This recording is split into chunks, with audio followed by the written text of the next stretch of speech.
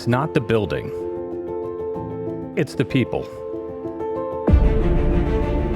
People who dedicate their lives to making North Penn a great place for everyone. A place to learn, to grow, to belong. It's not the building. It's the effort, the commitment of students and staff to push beyond limits, to achieve excellence, to shape their futures. It's not the building. It's the community. A community that invests its time, energy, and resources to ensure that every student has the tools they need to thrive in today's world. It's not the building. But what if a building could inspire?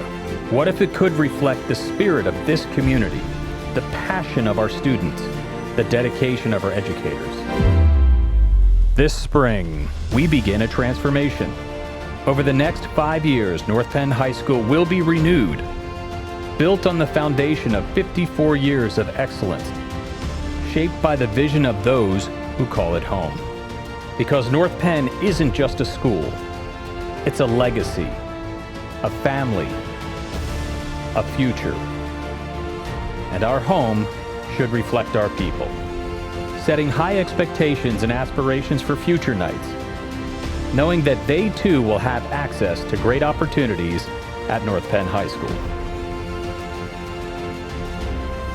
It's not the building, it's the future.